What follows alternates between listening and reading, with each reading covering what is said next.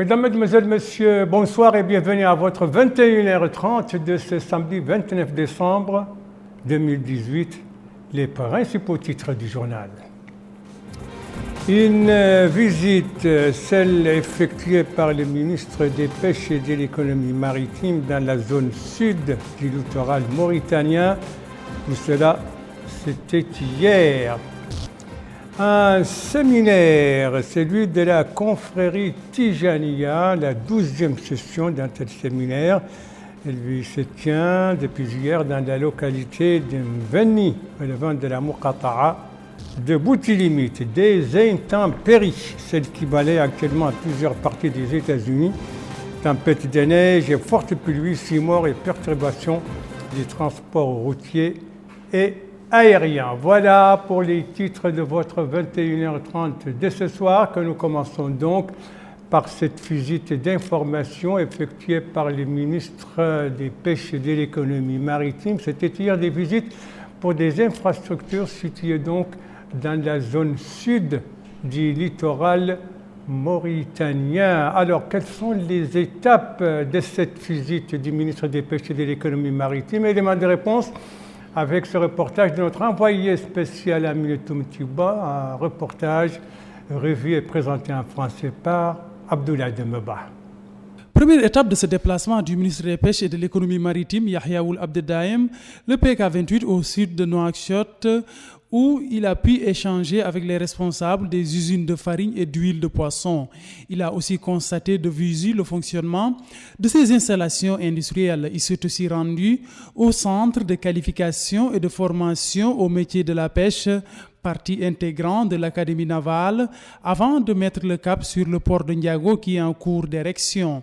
Sur place, il s'est enquis de l'évolution des travaux de cette infrastructure portuaire qui constitue un ouvrage important pour l'économie nationale, particulièrement pour le secteur des pêches au niveau de cette zone.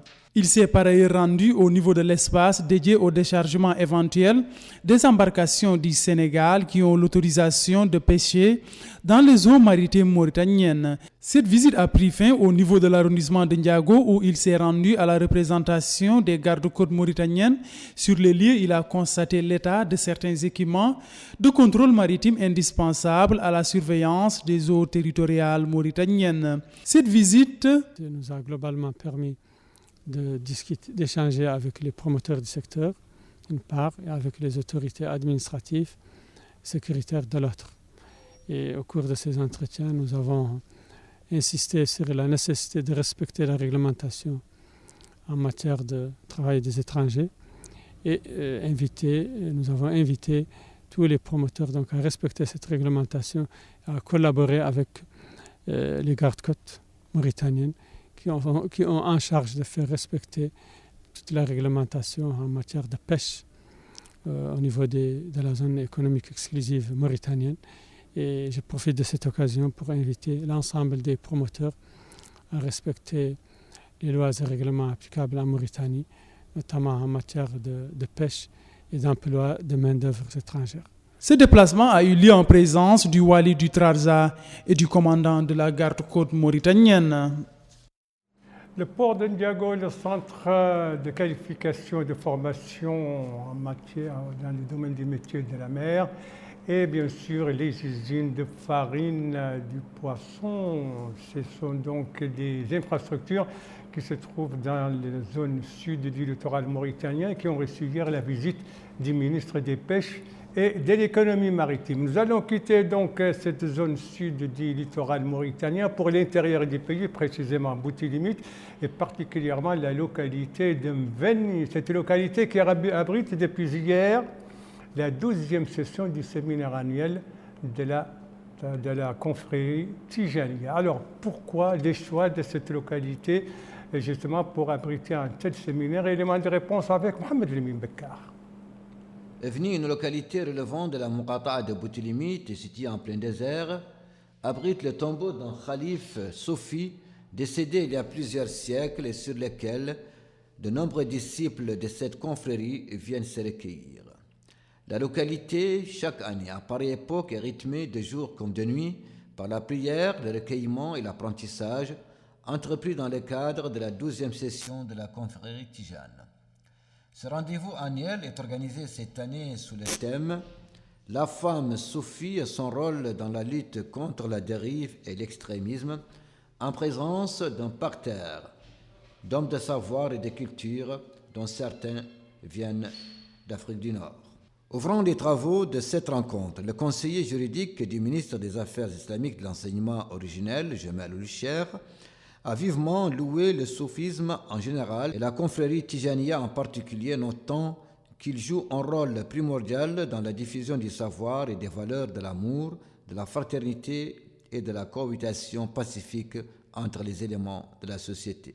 Il s'agit là, a-t-il dit, des objectifs qui s'intègrent parfaitement dans notre pensée spirituelle collective. Pour sa part, le guide suprême de la confrérie Tijaniya dans l'Afrique de l'Ouest, Abdul Muttalib Cheikh Ahmed Tijani, il a précisé que le rôle de la femme soufie dans sa doctrine se focalise sur l'éducation et l'encadrement des générations.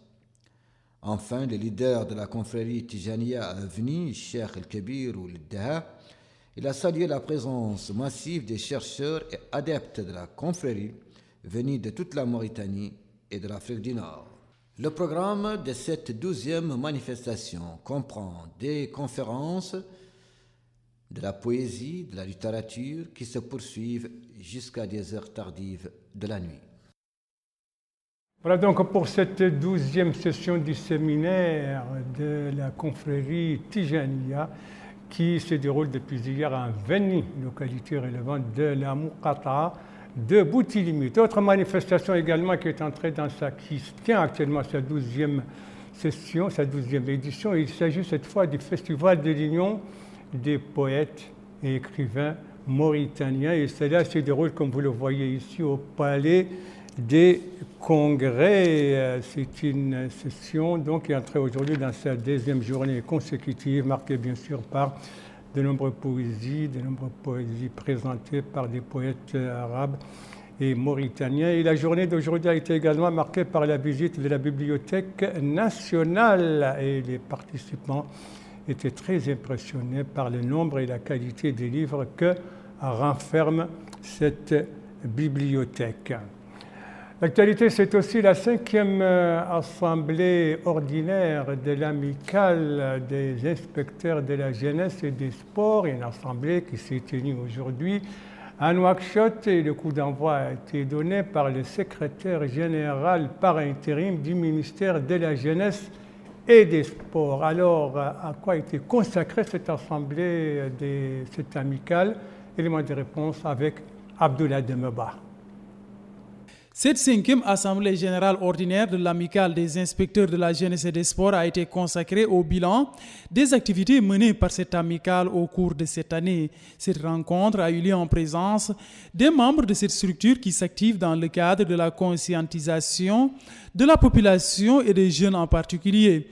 L'amicale des inspecteurs de la jeunesse et des sports est un cadre institutionnel qui permet des échanges entre les différents cadres du ministère de la jeunesse pour arriver à des résultats et à des innovations dans le cadre de votre mission, qui est une mission de sensibilisation et de conscientisation dans la société et particulièrement dans le milieu jeune.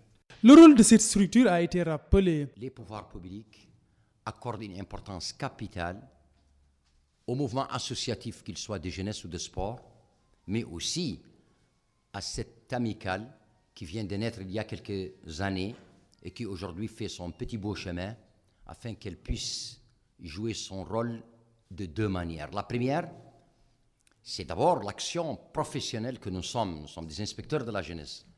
C'est aussi l'action sociale que nous devons mener, à bien au sein de nos populations, les conscientiser sur les valeurs citoyennes. La place et le rôle précieux des jeunes ont été mis en avant. Toute la jeunesse mauritanienne doit être cultivée pour un avenir qui permet des relations de représentants de toute la Mauritanie, pas seulement de Nouakchott ou d'une autre ville. Je pense que cette partie de la responsabilité qui ne peut être tissée que par les jeunes âges à l'école, les colonies de vacances, que je le répète encore, si je prends mon exemple, mes meilleurs amis dans la vie, c'est ce que j'ai connu dans les colonies de vacances. Première partie de la construction d'un pays, c'est les relations entre jeunes qui sont absolument le ciment du patriotisme sans lequel il n'y a pas de pays. Des communications ont été présentées sur le bilan d'activité de l'amicale des inspecteurs de la jeunesse et des sports, en plus une projection vidéo évoquant les différentes actions menées par cette structure a été projetée en présence de l'assistance. Feu Ibrahim Ould Samir, ancien membre de l'amicale des inspecteurs de la jeunesse et des sports, a été honoré à titre posthume. Ce dernier a été rappelé à Dieu récemment. La distinction qui lui a été décernée a été remise à un membre de sa famille. Ça, c'était donc au cours de cette 5e Assemblée générale ordinaire de l'amicale des inspecteurs de la jeunesse et des sports, une assemblée générale qui s'est tenue aujourd'hui à Nouakchott et qui était l'occasion de faire le bilan donc, de l'action de l'amicale durant 2018. Une manifestation qui s'achève et une autre qui continue, celle de l'association sportive et culturelle des ressortissants du Guidi Maha. De quelle manifestation s'agit-il? Il s'agit d'un atelier de formation de 2 jours qui a commencé aujourd'hui et qui porte sur le leadership et la gestion associative. Coup d'envoi, c'était ce matin dans l'espace culturel Diadier et Camara, avec participation des participants à cet atelier, 132 représentants de 41 associations villageoises affiliées donc à cette association donc, sportive et culturelle des ressortissants du Guidi Maha. Venons-en maintenant aux activités des initiatives. Ce soir, l'initiative des cadres élus et notables de l'ADRA qui viennent d'organiser une manifestation politique au Palais des Congrès. Aziz, choix d'un peuple et volonté d'une nation, c'est sous ce slogan que cette manifestation a été organisée. L'occasion donc pour tout ce monde de réaffirmer leur attachement au processus de construction et de développement et leur attachement au président de la République, M. Mohamed Ould Abdelaziz, comme leur candidat pour la prochaine élection présidentielle prévue donc en 2019. C'est le garantie pour le pays dans le domaine de la sécurité, de la stabilité et de la prospérité. Et les différents intervenants ont mis en exergue des nombreuses réalisations dans différents domaines donc, qui ont été réalisées sous la présidence de M. Mohamed Ould Abdelaziz et réaffirmé leur détermination et appelé pour la préservation de ces acquis. Merci de suivre les JTF de Mauritanie. La suite du journal avec les développements de la situation en Syrie depuis la décision du président américain de retirer les troupes américaines en Syrie. Cela provoque bien sûr des réactions et des alliances. La Turquie s'inquiète. La Syrie a déjà envoyé des troupes pour soutenir les Kurdes qui combattent la Turquie. Et la Russie a eu des entretiens aujourd'hui avec des émissaires turcs à Moscou. Vous savez que la Russie et l'Iran sont des alliés du régime de Damas et que la Turquie soutient la rébellion. Mais la Turquie, la Russie et l'Iran sont les parrains du processus d'Astana sur la Syrie. Donc, c'est pour parler de Moscou aujourd'hui, ont permis et à la Turquie et à la Russie de coordonner leurs positions vis-à-vis du nouveau contexte. Donc, à la suite de l'annonce du président américain de retirer les troupes américaines de la Syrie. L'actualité environnementale avec ces intempéries qui sévissent aux États-Unis. Nous devons voir les images, les voilà. Il s'agit donc des États-Unis qui sont balayés par une tempête de neige et de fortes pluies depuis jeudi.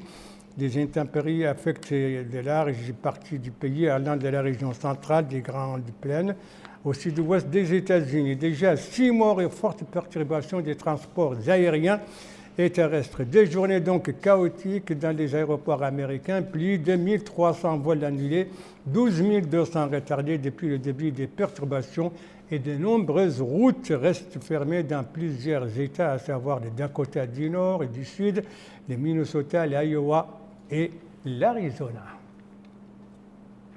Voilà, ce journal est à présent terminé. Merci à vous, madame, mademoiselle, monsieur, de l'avoir suivi. Merci bien entendu aux équipes rédaction et techniques qui ont participé à sa conception. Je vous en rappelle les principales informations.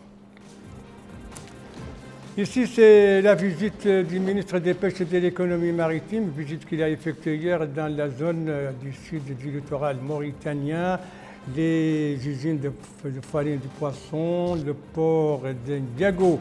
Ici, c'est la 12e session du séminaire de la confrérie Tijania qui se tient depuis hier en Beni, cette localité relevant de la Muqata'a de Boutilimite. Et ici, ce sont ces intempéries qui se vivent actuellement dans une grande partie des États-Unis, des tempêtes de neige et de fortes pluies qui perturbent donc les transports aériens et routiers, déjà 6 morts. Voilà, le JTF reviendra demain à 19h et à 21h30 et vous serez en compagnie, suivant le planning des services, vous serez en compagnie d'Amina Takan. Quant à moi, il ne me reste plus qu'à vous souhaiter une très très bonne fin de soirée, une très très bonne fin de semaine. Et bien entendu, je n'oublie pas, et par avance, une très bonne et heureuse année 2019 et que tous vos vœux soient exaucés. Donc rendez-vous l'année prochaine, toujours au même jour, vendredi et samedi, et toujours aux mêmes heures, 19h et 21h30. Bonsoir.